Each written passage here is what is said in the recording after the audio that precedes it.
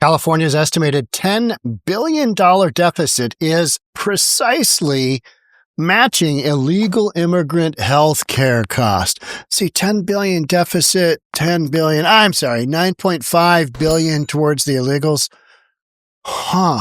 Is there cause and effect? Yeah. A lot more to this story, though. Let's get into it. Here we go. I'm going to cover that. We got Congress advances $3.5 billion for California for illegal immigrant health care. And that thing is screwed up for sure. Well, whatever. We got California lawmakers are bracing for a $10 billion budget hole without federal cuts. And we got, how about this story? California needs $3.4 billion loan to cover outstanding Medi-Cal costs. We need all of the taxpayers to pay for California's decision to give Medi-Cal to everybody in California, including the illegals that they have brought in by the boatload. Yeah. Okay. Now let's start with the tippy top one here, right? $10 billion, precisely the cost of they spent on illegals. Actually, let's watch the video. Let's check this out for right now. California needs $3.4 billion loan to cover outstanding Medi-Cal costs. Sometimes I'm like, am I really doing this podcast? I mean, is this not just ridiculous? Is this just not, right? Guess we are. Here we go. And not because it's not true, not because it's not relevant. It's just like, what did you think would happen when you offered healthcare to everybody and you brought a whole bunch of illegals in? What did you think would happen? Costs a lot of money, right? One of the other articles I was considering was Gavin Newsom expected it to be expensive, but not that expensive for everybody to get coverage. Here we go. Lawmakers this week received notice that California will require a $3.4 billion loan to cover expenses for Medi-Cal, which more than 15 million Californians are enrolled in. Some state Republicans are now calling on the governor to cut Medi-Cal access to undocumented residents, which they say has led to this need for bailout. CBS 8's Richard Allen is here to explain. Richard? Well, Marcella, that's right. Medi-Cal is California's version of the federal Medicaid program, providing free or low-cost health coverage to low-income and other eligible residents, regardless of their immigration status. The state is now borrowing billions to cover cost overruns in the program. And while some state Republicans are pointing to Medi-Cal's expansion to undocumented immigrants, the governor is saying, not so fast. Of course. It's only going to get worse. Republican Assemblymember Carl DeMaio says that this $3.4 billion loan taken out by the state to cover outstanding expenses for Medi-Cal is just the beginning. This is only the first of many loans that will have to be made as long as we continue to give free taxpayer handouts for health care to illegal immigrants. The Department of Finance said that the state will pay an estimated $9.5 billion to provide Medi-Cal to undocumented immigrants, $8.4 billion of which comes from the state's general fund. Originally, the state had projected $6 billion would be needed. It has now pushed the Medi-Cal system for the neediest Californians to the brink of bankruptcy. Medi-Cal officially is insolvent. DeMaio is calling on the governor to immediately suspend the availability of Medi-Cal to undocumented immigrants. We cannot afford it. We should not be providing it. We have needy Californians that are now being put at risk. In a statement, the governor's office told CBS 8 that this need for additional funding to support Medi-Cal is not new, adding rising Medicaid costs are a national challenge affecting both red and blue states alike. This is not unique to California. Governor Newsom would blame Mr. Magoo for this problem if he thought he could get away with it. He's a liar. He's mismanaged the program. He's put the health care of low-income families at risk in this state, and he needs to be held accountable. And the governor's office also points to Pennsylvania, New York, and Indiana as states like California experiencing similar issues with funding their Medicaid programs. So you spend $10 billion and end up with the $10 billion deficit. But it's not the $10 billion that you spent on the illegals' health care. Oh, no, it's not that. No, obviously you can blame this on, well, we got a rise in expenses. We got this, we got that. We got, all kinds of different things. But I found the title here. Oops, let's get back there. I found the title here. $10 billion deficit precisely matches. I thought that was interesting, and that's why we're doing this. California legislators have been told to expect a deficit of $10 billion or more if revenues do not fall due to higher than anticipated spending. Critics note that the $10 billion figure just matches, estimated costs of the state's expansion of eligibility for Medi-Cal. Now, when you include everybody in your medical program, you got to know that's just a train wreck waiting to happen. And then you ask for the federal government, taxpayers, and other states to bail you out. This is just symbolic of everything that's gone sideways in California. It's that, I want to be such virtue signaling people that we're going to allow everybody to come into our state. Oh, yeah, come on in. Oh, yeah, illegal criminal. Yeah, you betcha. Come on in.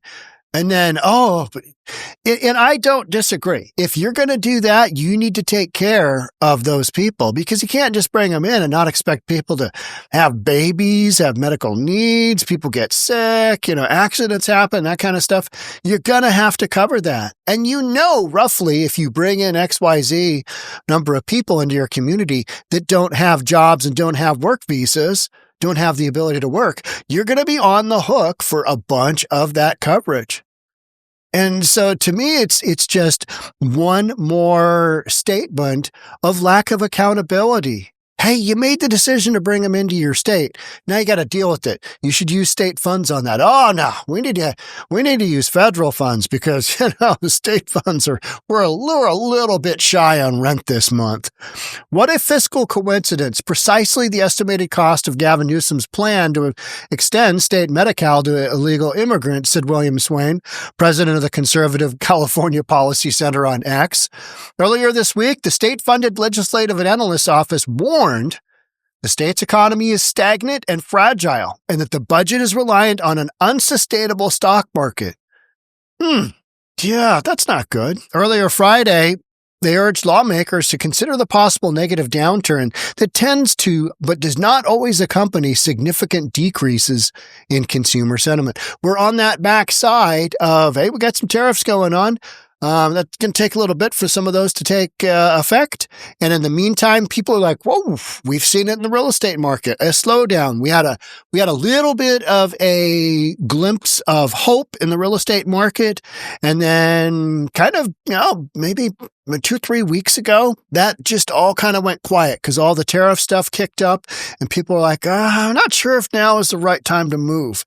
But I think for so many people in real estate, they are rate locked, meaning they've got a super low rate and they're not willing to do anything. And I don't really blame them. Try convincing somebody to go from a 2.75% mortgage on $1 million up to 7% on $1 million. The numbers are crazy. So you need those interest rates to come down a little bit.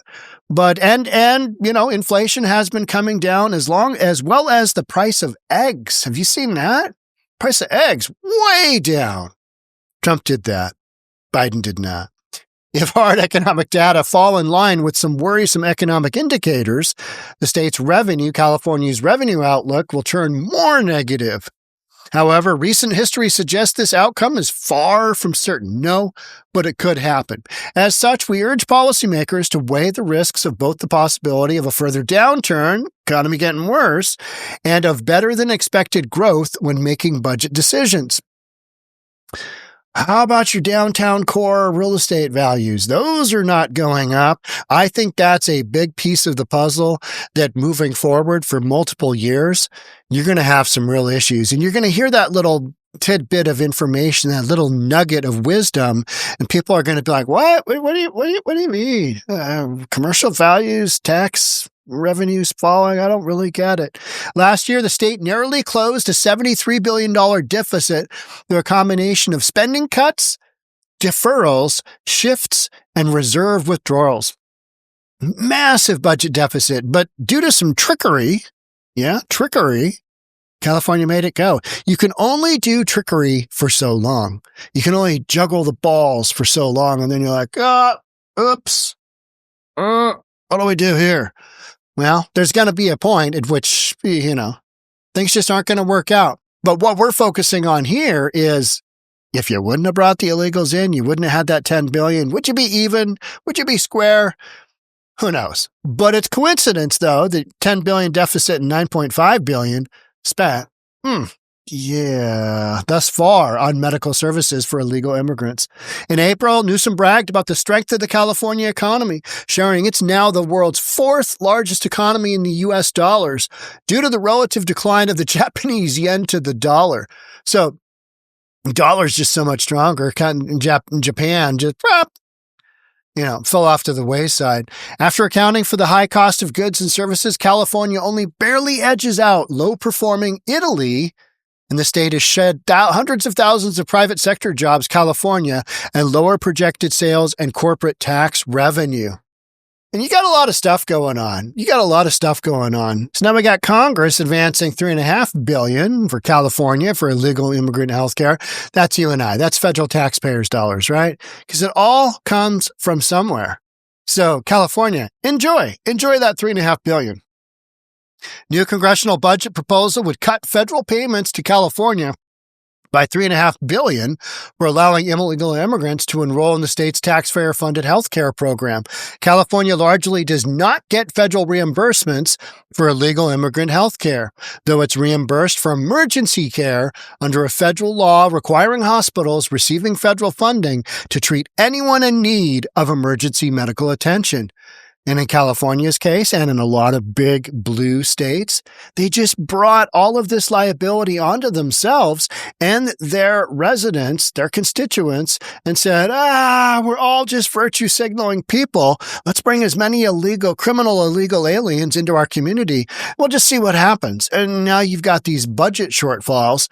But you know what you can always say is, it's not the illegals. No, it's them. Just deflect. Be a good deflector. Just go down that road. We've got, all of this talk of federal cuts, and this situation is not outside of that. According to the analysis Monday morning from California Policy Center visiting fellow Mark Joffe, cutting the federal reimbursement share from 90% to 80% would reduce California's federal funding by $3.5 billion. They're still going to get a buttload of money. Your and my taxpayers' dollars, because they decided to virtue signal that all those folks coming across the border needed to come into their community. And then they got to pay for it because their governor again said, we'll take care of everybody. And that's put right on the taxpayers' backs. Now, what I always think about is like a city like Chicago. Haven't talked much about Chicago lately because just haven't had a ton of news coming out of Chicago. Had the Tiffany Henyard thing, and she lost handily and just got basically steamrolled by, other candidates who had some reasonable concepts and were able to run a solid campaign and crush her bones in the election. We got nothing coming out of Tiffany Henyard anymore. But with Let's Go Brandon Johnson, he really put himself out there by declaring sanctuary state Illinois. Sanctuary city Illinois, and bringing on the liability. And his constituents going, hey, wait a minute. We'd rather have that money. We're paying money to illegals coming into our community, and we're getting less than the illegals. So what's up with that? Yeah, a lot of questions like that. Then you've got the federal government also going, what's up with that? What are you doing? And maybe a little bit of trimming of the fat when it comes to budget issues relating to big sanctuary cities, big sanctuary states, funding all of this ridiculousness. I don't think they should get funding. I am on board with, hey, you want to spend your money, unwisely? Go for it. Use your own money. And then you face your own constituents when they say, hey, there's no more room at the inn. You've pushed our housing costs up. You've done this. You've done that. Now we've got a budget shortfall. Because you made choices, because you went down that virtue signaling of, we're going to help everybody out. You can't help everybody out. You just can't do it. You've got to have a process, and we've got a process called legal immigration. Bringing people in willy-nilly, That ain't going to cut it. It's not going to work. And the budgets associated with that, that's where the whole Democrat thing, I mean, it's always Republicans hammering on budgets, hammering on fiscal responsibility, hammering on responsibility in general. And then you've got the Democrats just throwing stuff out there. We'll just see if this works. We'll just see what happens. Cause our bleeding heart, we gotta fund these people. No, you don't. You simply don't. You could follow the rules, but you didn't want to do that because you thought that virtue signaling would, far transplant any of this. Who wants to follow a budget? You can't have any fun following a budget. I agree with that. But when it's the budget of a much larger, set of folks than, maybe just you and your kids and your parents, when it entails millions and millions and millions of people, there's got to be some responsibility for that. And that's where I'm seeing these big blue states and these big blue cities just not really getting it and not really caring. They don't really give a rat's ass, right? So California lawmakers bracing for a $10 billion plus budget hole without federal cuts. That's something, we've talked about a fair amount, is that federal government might do a little trimming of the fat, like a little Doge action to states and cities that basically went down this crazy town road of, hey, let's bring all the criminal illegal aliens in that we can, and we'll just, see what happens because we're good people. And, we like to support a good criminal illegal alien when we can and pay for them and pay for their health care and go down all those roads. Governor Gavin Newsom and legislative leaders are now flying blind into budget crunch time as tariffs and a lack of tax receipts are stoking financial uncertainty. You know what? They always seem to figure it out. They always seem to figure out a budget. Wouldn't you just love it if they just cut a whole bunch of programs and you're like, not in the budget. That's what we're doing. I'd love to see that. You have just people screaming bloody murder. But what about our $10 billion to Zimbabwe for trans rights? Yeah, that's gone. That's cut.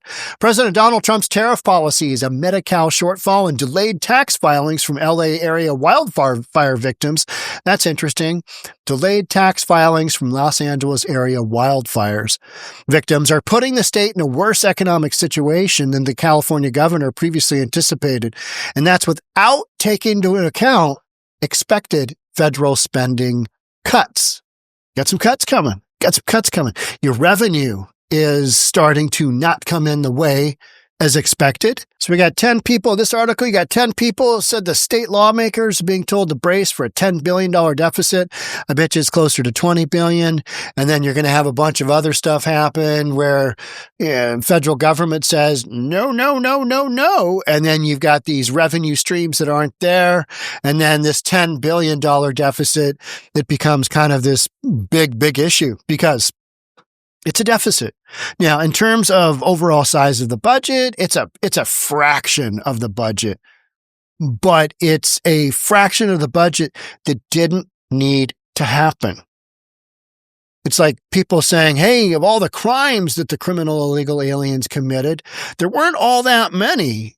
But we agree there were some that were horrific. The issue there is none of those should have happened. Because you shouldn't just been allowing people to come in willy-nilly, unabated, and then going down these further roads of, well, we're going to take care of them. We're going to do this. We're going to do that. At some point in time, there has to be some accountability. And so far, there just really hasn't been. So budget? Well, budget be damned. Who cares? 10 billion? It's fine. It'll work out. I like this statement by this one lawmaker. We're going to be trying to pass a shell of a budget, said one lawmaker, referring to the deficit projections. They're just fake numbers because we just don't know. Okay. All right. Well, honesty. I give them 2 stars for honesty, if nothing else. Although income tax receipts have been $4 billion over projections so far, tariff-driven high prices and other Trump financial moves will likely stymie that growth. Trump said, hey, there's going to be some issues. There's going to be some growth pains as we go through the tariffs. All right. At least we get that. Out of Joe Biden, we were told when interest rates went to 9%, inflation went to 9%. Interest rates only went up to 8%. When inflation went to 9% after being 1.4 when Trump handed over to Biden, Biden told us, hey, the economy's great. Everything's good. It's all good. Don't worry. Vote for me. Been reading a bunch of those books that have been coming out. You got another one coming out, May 20th, I think it is, in a week from now, from CNN, Jake Tapper. These books are so funny because you've got I'm basically done with the California thing, but this has to do with just the whole Democrat thing. But media, and so importantly, was the media wildly ignored Joe Biden's his dementia, his progressive dementia. His getting old and just losing his mind, and physically.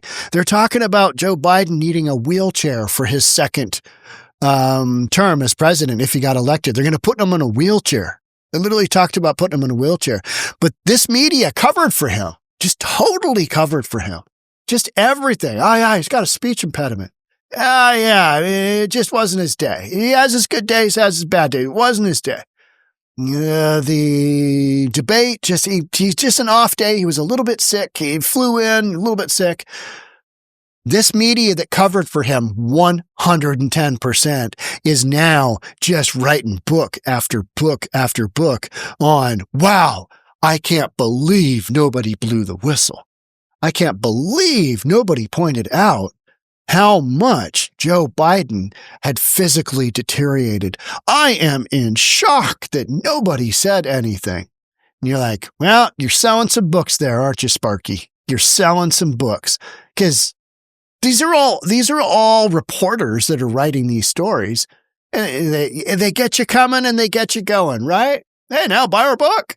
Believe us, trust us now. That the information we're going to give you now after the election, after hindsight is 2020, I mean, you need to read our books. So I do. Because that one topic there alone is pretty wild. It's pretty interesting. But they're all focusing on kind of the behind the scenes looks of that last election. And, with Trump, I feel like you kind of get what you get. He just says a bunch of stuff, throws it on the line. It is what it is. But with Biden, I don't think he was doing much of anything, especially not thinking. All right. That's it for me on this one. Thanks so much for being here. I'll catch up with you in the next one. Love to have you subscribe, do all that good stuff. I'll see you on the next podcast. Bye for now.